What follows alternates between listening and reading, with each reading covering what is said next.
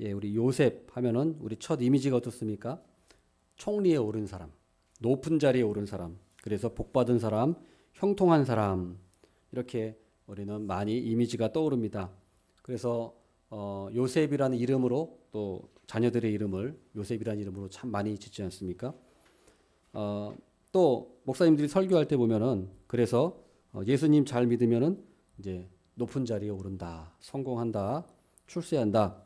그래서 어려서부터 꿈을 가지고 그 꿈을 이루어지기 위해서 노력하고 성취하면 그 꿈대로 된다 하고 설교도 많이 하시고 청년들에게 특히 그런 얘기를 많이 합니다. 그러나 고개를 끄덕이시는 분들이 많이 있습니다만은 그것은 믿음이 아닙니다. 그것은 입신양명, 출세를 위해서 성공을 위해서 하나님을 도구화하는 것입니다. 하나님을 도구화하는 거예요. 과연 요셉 이야기가 한번 잘 생각해 보세요. 과연 정말로 요셉 이야기가 출세를 어떻게 하는지 그 비결을 가르쳐주는 비법서일까요? 요셉 이야기를 잘 우리가 이해하면 이렇게 하면 출세할 수 있구나. 이렇게 하면 대통령 될 수 있고 이렇게 하면 높은 자리도 올 수 있고 그런 비법서를 우리에게 가르쳐 주시기 위해서 하나님께서 요셉 이야기를 주신 걸까요? 아니면 우리에게 네가 믿음이 굳건하면 성공할 거다라는 그런 의미로 요셉 이야기를 주신 걸까요?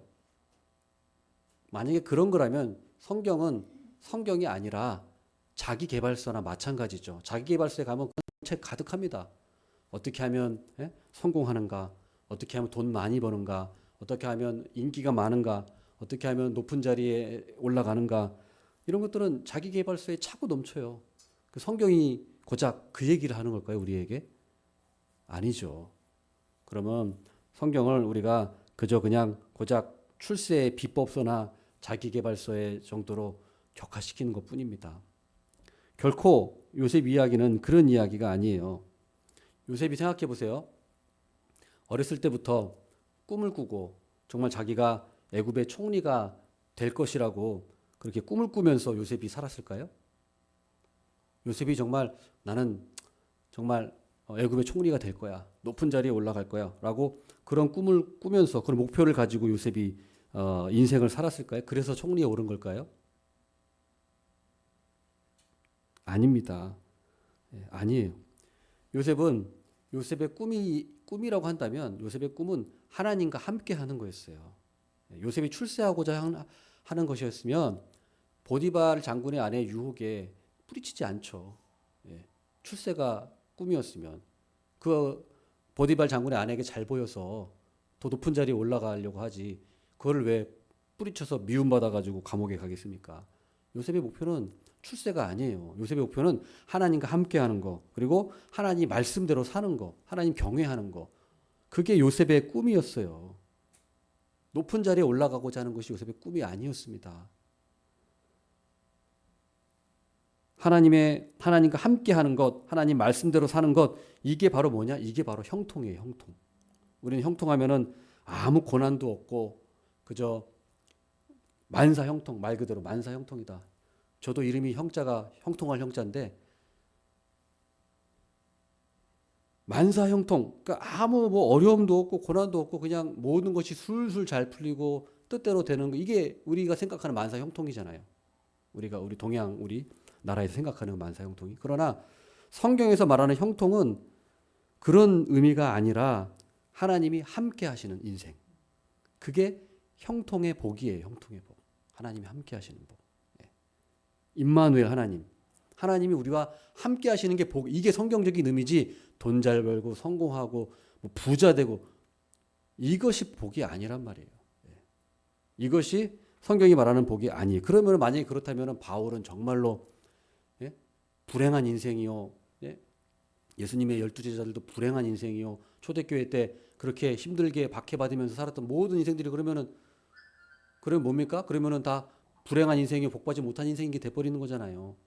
성경에 전혀 맞지 않아요. 출세하고 성공하고 높은 자리에 오른다. 이거는 성경의 가르침이 아니고 이건 세상의 가르침이에요. 세상의 가르침.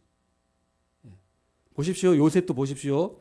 요셉의 인생이 얼마나 고난과 얼마나 그 억울함의 연속입니까? 요셉이. 자, 보세요.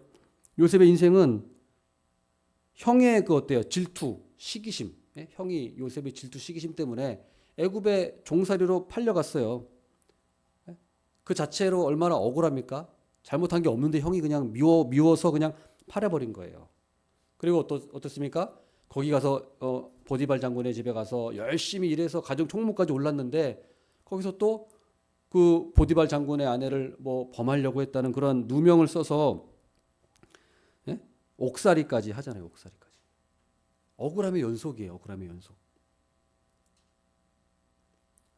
그래서 그 시편 105편 18절에 보면은 그 요셉의 옥살이 장면이 나오는데 요셉이 어떻게 나왔냐면 옥에서 발에 착고를 차고 몸에 쇠사슬을 찼다고 나와 있어요.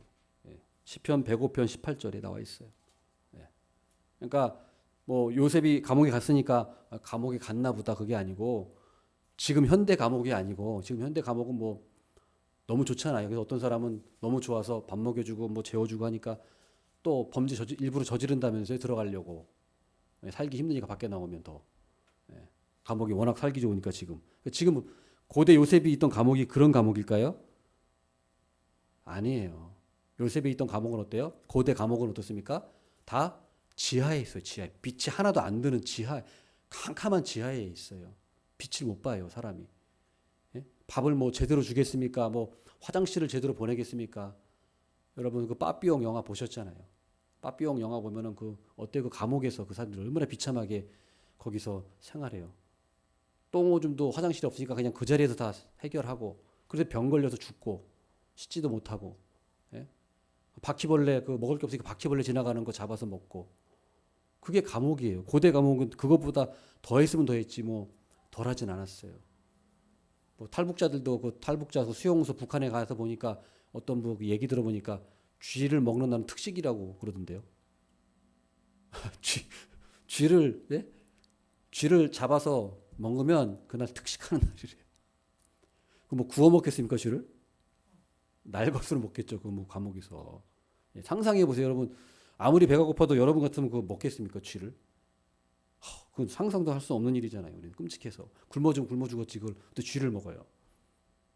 그러니까 사람이 배고프면 그렇게 완전 미치는 거예요, 사람이. 예. 고대 감옥이 그런 감옥이에요. 예. 지하 토굴에서 예. 새꼬 발 찾고 그런 인생입니다. 이 요셉이. 예? 요셉이 그런 인생을 살았어요. 근데 무슨 요셉이 무슨 만사형통이고 무슨 뭐 예? 요셉에게 그 얘기했다가는 네가 내 인생 아니냐고 막 그렇게 따질 거예요 아마. 너가 나처럼 살아볼래 한번? 이렇게 아마 따지면 우리가 무슨 뭐 감옥에 가기를 했습니까? 예? 무슨 뭐 종살이를 해봤습니까? 우리는 그런 사람 없잖아요. 여기 지금 현대에는. 또 어때요? 요셉은 그 감옥에 가서도 그 술 맡은 자, 떡 맡은 자 그 만나잖아요. 그래서 꿈을 들어보니까 술 맡은 자는 당신은 3일 후에 복직됩니다. 떡 맡은 자는 당신은 3일 후에 나무에 매달립니다. 그대로 됐잖아요. 그래서 술 맡은 자에게 당신이 왕의 그 바로 왕에게 올라가면 저 좀 기억해 주십시오. 근데 홀랑 까먹어 버리죠. 예, 자기가 복직되고 나니까 이제 화장실 갈 때랑 나올 때 다르니까 요셉을 기억 안 해. 그럼 요셉이 또 봐요. 그것 같이 또 억울하잖아요. 또 억울해요. 예. 그 감옥에서 요셉이 얼마나 여러분 같았으면 얼마나 억울하겠습니까? 예. 여러분 같았으면 막 진짜 막 미치고 환장을 노리셨을지도 몰라요. 응? 그러니까 요셉의 인생이 만사형통이다? 이거는 말이 안 맞아요. 예. 요셉이 종으로 팔려갈 때가 17살이에요. 17살. 17살에 팔려갔어요. 그리고 총리 오른 건 30살인데 13년 동안 갖은 고생은 고생대로 하고 고초를 겪은 거예요. 하는 일마다 잘 되는 것 같으면서도 안 풀렸어요. 그런데 왜 여러분들은 모든 게 다 잘 되길 바라십니까? 물론 바랄 수는 있어요. 그러나 그게 복이 아니고 뭐 아무런 고난도 안 당하고 그냥 모든 일이 그냥 뭐 만사형통하고 그게 성경에서 우리에게 보장해 주지 않고요. 그게 복도 아니고 우리는 어떤 상황에 있어도 하나님이 우리와 함께 하시는 것이 복입니다. 이게 복이 요셉이 받은 복이 그거예요. 예? 그런데 놀라운 건요. 요셉은 참 이런 고난과 억울함의 연속이었음에도 불구하고 그 믿음을 잃지 않았어요. 하나님을 경외하고 또 하나님을 신뢰하고 참 그랬어요. 하나님을 원망한 그런 흔적이 없어요. 요셉의 행동을 보면 그걸 알 수 있어요.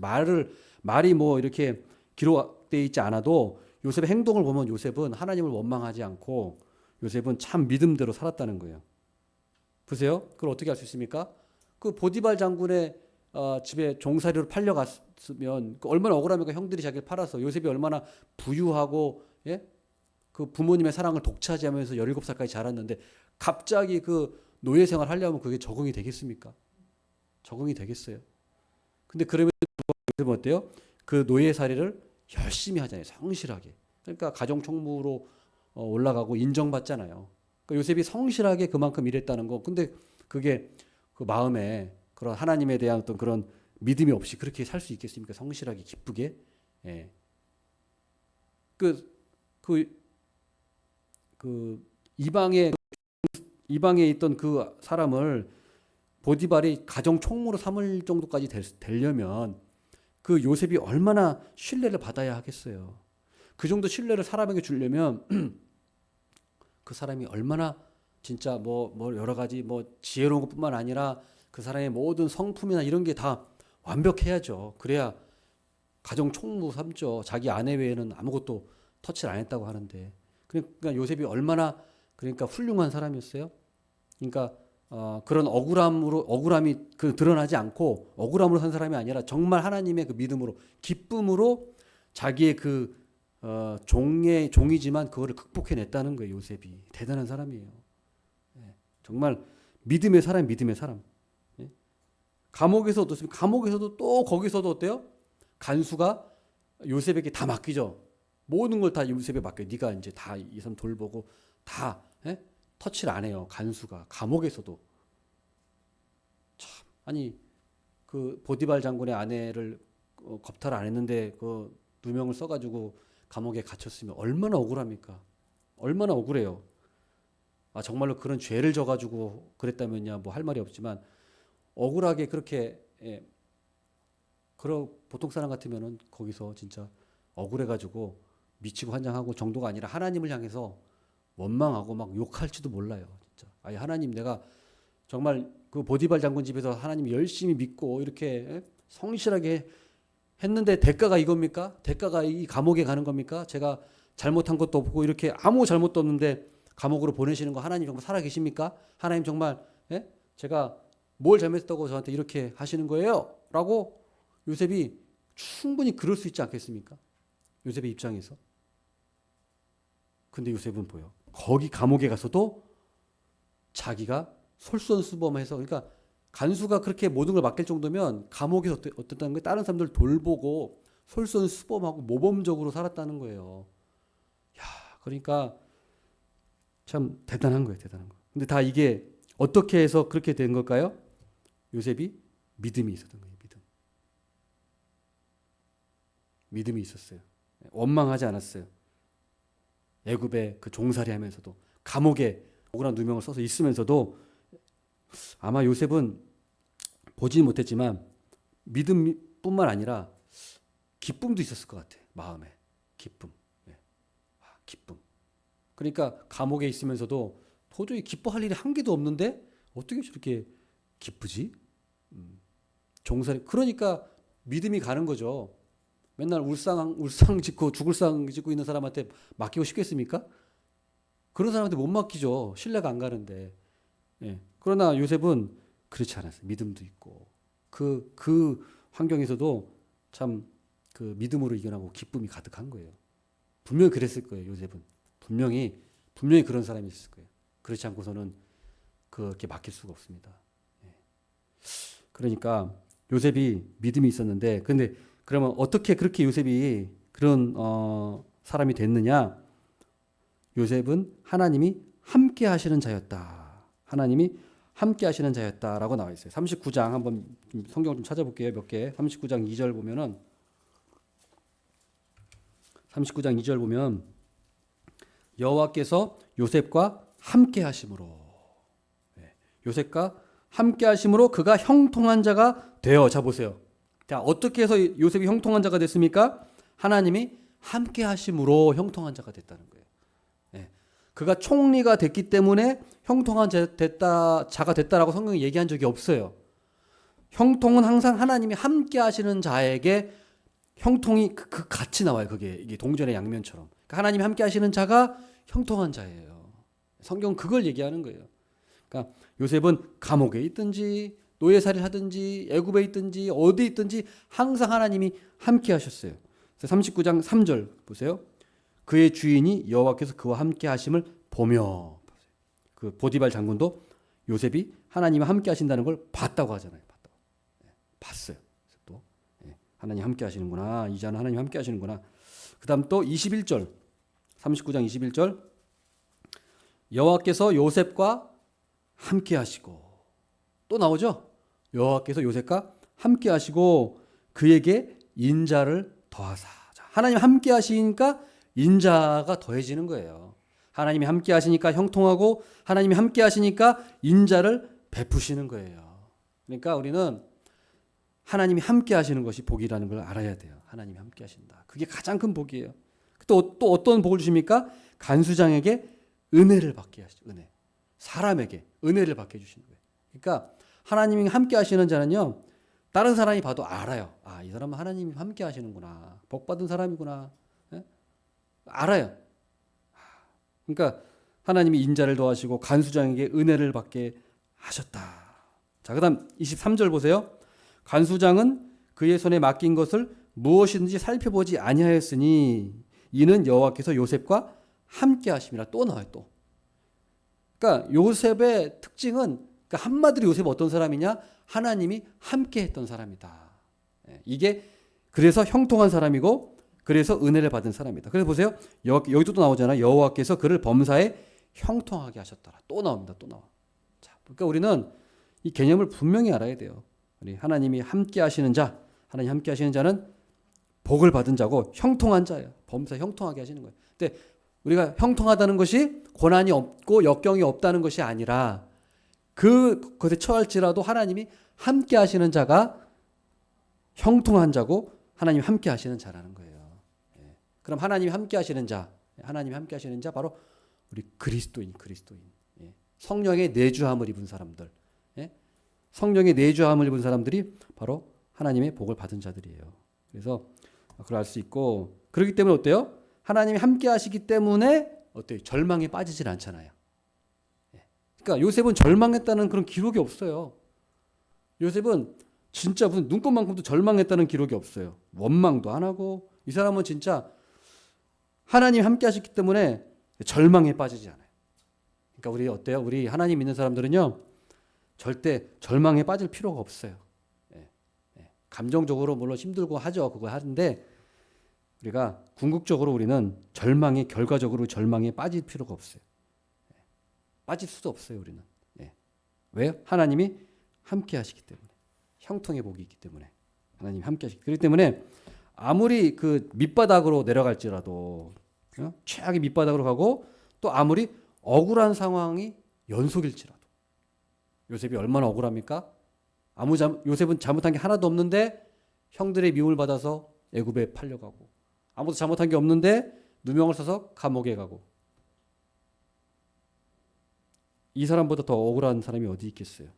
근데 그 연속이었음에도 불구하고 요셉은 원망도 하지 않고 절망도 하지 않고 오히려 기쁨과 믿음으로 살아갔다. 성경에 이런 사람 좀 한 명쯤은 있어야죠. 성경에. 요셉이 있잖아요. 얼마나 고맙습니까? 이런 사람이 있다는 게. 우리 모범이 되잖아요. 아, 이렇게 할 수 있구나. 힘들지만. 우리는 우리가 요셉만큼 따라가지 못하겠죠. 이 사람만큼 따라가지 못하겠죠. 그러나 이 사람이 모범이 돼서, 요셉이 모범이 돼서 우리도 용기를 얻을 수 있는 거예요. 아, 이렇게 할 수가 있겠구나. 어렵지만. 그래서 또 우리가 요셉 이야기를 잘 보면 뭐가 있냐면요. 요셉이 겪은 이 모든 고난, 억울함 등이 불필요한 게 하나도 없었다는 거예요. 다 이게 요셉이 총리에 오르기까지 다 연결 고리가 되는 거예요. 이게. 그러니까 예를 들어서 이렇게 있겠죠. 만약에 요셉이 애굽에 팔리지 않았다면 형들이 요셉을 애굽에 팔지 않았다면 보디발 장군의 집에 가지도 못했을 것이고 또 그렇다면 가정 총무가 되지도 못했을 것이고 그렇잖아요. 또 요셉이 보디발 장군의 그 아내를 겁탈했다고 누명을 쓰고 감옥에 가지 않았다면 술 맡은 관원을 만날 수도 없었을 것이고 술 맡은 관원을 만날 수 없었으면 바로 왕 앞에 갈 수도 없었을 것입니다. 그러니까 하나도 이 사건 요셉이 맞닥뜨린 이 모든 이 어려움들, 고난들, 억울한 사건들이 하나 다 같이 다 불필요한 게 하나도 없었다는 거예요.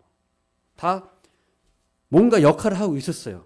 예, 이 요셉이 총리 자리까지 가기까지 그 역할의 고리 있죠? 고리가 다 이렇게 연결 고리가 돼가지고 요셉이 이렇게 총리에까지 오를 수 있었다는 거예요.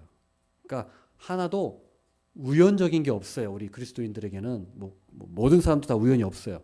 이 온 세상 하나님이 다스리고 계시기 때문에 우리는 우연이 없고 또 우리가 설사 실패하고 그런 밑바닥에 내려간 것까지도 하나님은 다 우리에게 이미 계획하신 거예요.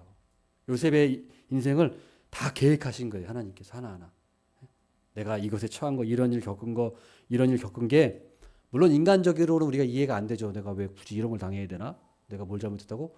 그러니까 이성으로는 이해가 안 될지라도 분명히 이거는 하나님의 다 계획하신 것에서 착착착착 이루어진 거예요. 요셉은 그거를 알았어요. 요셉은 그걸 알았어요.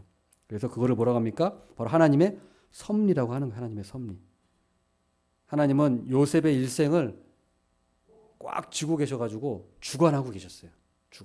그래서 통제하고 계시고 인도하고 계셨어요. 그래서 그게 성경의 관점인데 그래서 보면은 요셉 이야기를 읽어보면 특징이 있는데 뭐가 있냐면요. 요셉이 뭘 잘 선택했다, 뭘 잘못 선택했다 이런 얘기가 단 한 구절도 없어요. 요셉 이야기는 신기하게도 요셉이 뭘 선택해서 이루어졌다는 게 한 개도 없어요. 그러니까 잘 읽어보세요. 보면은 요셉의 뜻대로 뭐가 된 게 없어요. 요셉이 뭘 이렇게 선택해서 한 게 없어요. 다 뭐예요? 하나님의 뜻대로 간 거예요. 다 하나님의 뜻대로. 꿈도 어때요? 하나님이 요셉에게 꿈을 꾸게 하셨고 또 요셉을 다 하나하나 인도하신 거예요.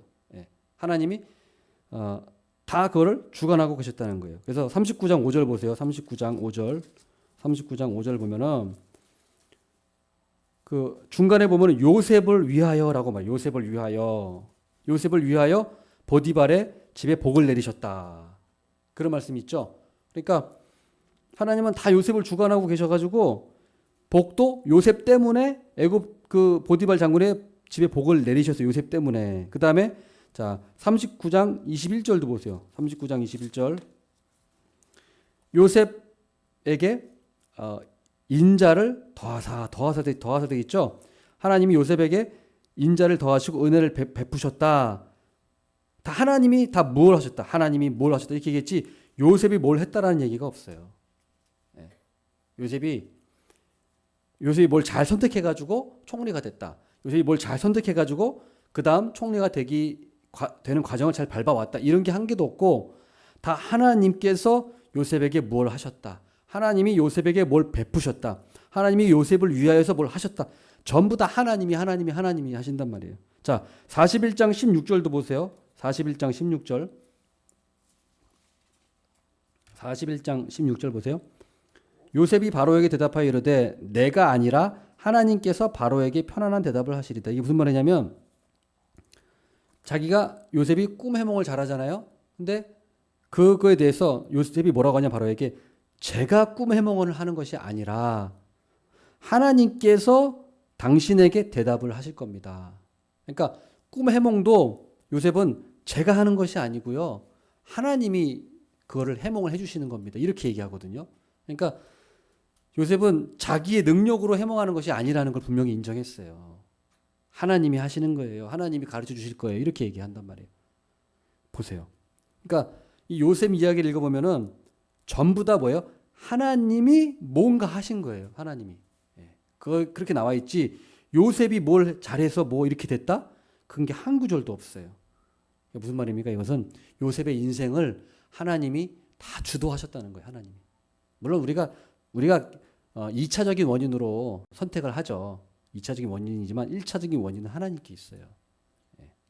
그래서 하나님이 함께 하시고 또 주도하셨다. 하나님이. 그렇기 때문에 요셉은 어떠한 시련이 와도 절망하지 않을 수 있는 거예요. 왜냐하면 이 상황을 다 하나님이 주도하고 계시기 때문에. 하나님이 주도해서 나를 인도하고 계시기 때문에 내가 감옥에 왔어. 내가 종살이로 지금 억울하게 팔렸어. 억울한 일을 당했어. 그래도 하나님이 주도하시는 거니까 지금 상황이 어려울지라도 나는 이게 나에게 최선일 거라고 생각해. 하나님이 나에게 최고로 지금 좋은 걸 주고 계신 거야. 그러니까 절망할 수가 없는 거죠. 요셉은. 예. 어떤 상황에서도 최악의 상황에서도 절망할 수가 없는 거예요. 그러니까 절망하지 않으니까 어때요? 어떤 상황에 있어도 믿음으로, 기쁨으로 그냥 내가 지금 이 상황에서 내가 할 수 있는 게 뭐지? 주어진 일을 최선을 다하는 거예요. 예. 그럼 내가 지금 노예로 팔려왔어. 그럼 내가 뭐 신세 한탄하면 뭐 할 게 뭐 있어? 노예에서 내가 하나님이 내 인생을 주도하시니까 뭔 뜻이 있겠지 하면서 자기에게 맡겨준 이 임무를 최선을 다하는 그게 하나님이 함께 하시는 사람이에요. 예. 예? 감옥에서도 자기가 할 게 뭐가 있어? 내가 지금 할 수 있는 게 그래 감옥에서 그래 나보다 더 힘든 사람들을 돌봐주고 네? 뭐 좋은 말도 해주고 예? 하나님에 대해서도 말해주고 이렇게 하니까 예. 어때요? 이게 다 하나님이 함께 하시니까 이렇게 되는 거예요. 예. 절망하지 않고 하나님이 함께 하신다는 그 믿음이 있으니까. 예. 그러니까 여러분 우리 그리스도인들은 절대로 절망할 이유가 없어요. 예. 어떤 상황에 있어도 우리는 절망할 이유가 없고 예? 우리는 항상 예? 믿음으로 우리가 내가 지금 할 수 있는 일에 최선을 다하면 된다. 예? 그것이 바로 우리 성경이 말씀하는 겁니다. 그렇게 하면 어떻게 됩니까? 다른 사람도 이 사람 정말 하나님 함께 하시네. 예, 이걸 알게 된다는 거예요. 그러니까 여러분 조금 힘든 일 당하고 억울한 일 당했다고 해가지고 자포자기 하시거나 또 너무 이렇게 절망 속에 있지 않기를 바라겠습니다. 그리고 이제 마지막으로 말씀드린 것은 쓰고 싶은 것은 뭐냐면 이 요셉의 이야기를 생각할 때 우리가 이것은 요셉의 개인사가 아니라는 거예요. 이건 요셉의 개인의 이야기가 아니에요.